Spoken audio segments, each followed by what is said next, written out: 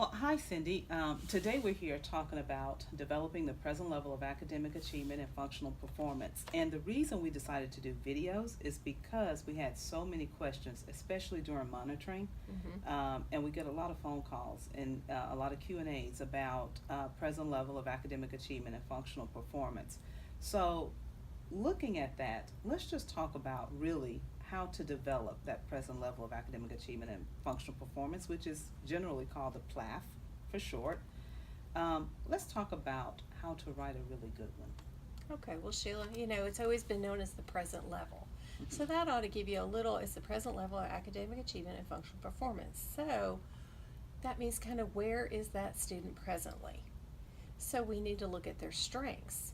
Where are they in reference to those grade levels? If you're writing a reading goal, math goal, behavior goal, where do they stand currently with whatever that goal that's being written about?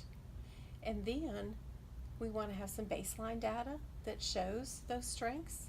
And then in turn, we want to look at needs or barriers that are blocking those students from progressing in that general education curriculum or to appropriate behavior or social skills, communication, whatever the goal area might be. So what are those needs? What's blocking it?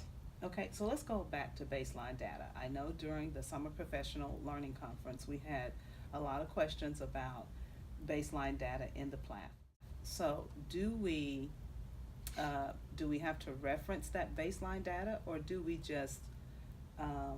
have to have the actual data itself in the PLAF, or do we just reference it? Baseline data, because that's going to inform how you're going to write your goal. If you're starting out at a certain point and then in your goal you set it to a different point, you can see that maybe right now, currently, they only are able to answer 5 out of 50 times tables questions in 1 minute on a math probe. Well, we certainly want them to be able to answer more than 5. So we Mm-hmm. have that baseline. And then when we set, say, 25 as our goal, then we can see and measure that progress very appropriately. We know where we started and where we want to go. Same thing with reading. If we know a student right now is, their word recall, word recognition skills are, say, at a 7th grade level, but their comprehension is only at a 2nd grade level.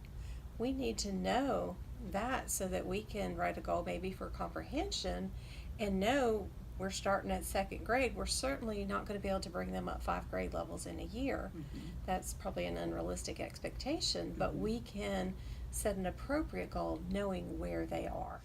That's good. Another issue that comes up, especially during monitoring, is that they don't have in the PLAF how it actually affects that student in that general ed setting. Can you speak to that a little? Right, and that's definitely what the law says that we need to do is how, for whatever area you're writing that goal, how are those needs affecting the student's ability to progress in the general education curriculum? What are the barriers, those needs that are preventing them from being on grade level? Because that again is going to lead to the goal that we develop. Okay, Cindy. So let's go ahead and let's start talking about developing that present level of performance. Which we're going to talk about the 7th grade student. The student is a student with learning disabilities. Reading is an area that's going to be affected. So we're going to look at that.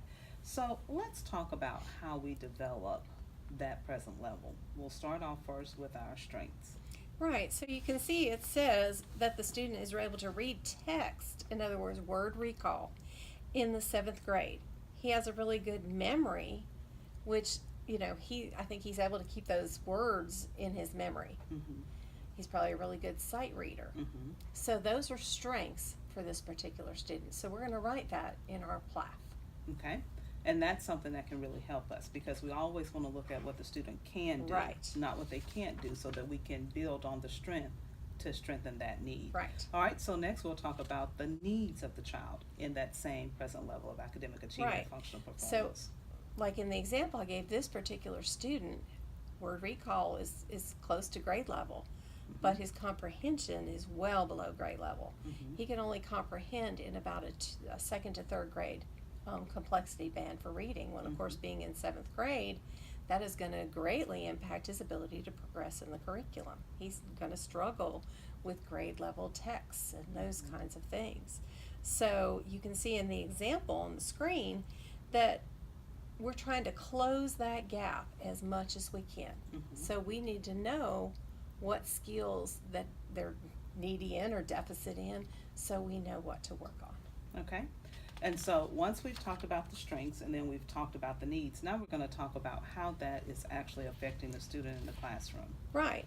Well, because he's below grade level in his reading comprehension, again, that is going to greatly impact his ability to read text, read the classroom tests, all those kinds of things at the 7th grade level. Okay. All right, so if you'll look at your screen, you're going to see that we've highlighted the strengths, the needs, and the disability, how it affects the child in the general classroom. And so we're just going to read that and look at it and see if we've answered the question at the beginning of the IEP on that page where it says, state how the student's disability affects his or her involvement in and progress in the general education setting. Based upon recent achievement testing, the student is reading text at a level that is consistent with a student in the 7th grade. However, he is comprehending text that is consistent with the student in the 2nd grade, that's text band 2-3 ELA 5.9.2. Teacher observations reveal that he has excellent memory skills, which seem to contribute to his ability to read on grade level. He needs to increase his comprehension to close the gap toward the level of text that he is able to read. He needs to increase his level to proficiency within the grade 3 through 5 complexity band to understand and recall facts within assigned reading from his core academics. The student's comprehension being below grade level affects his performance within the general education curriculum in recalling facts from assigned readings. Based on the information we just read from the PLAF, you can see that we have satisfied all the requirements of the PLAF. If you need more information, visit our website at alsde.edu and click on Special Education Services. Thank you for watching our YouTube channel.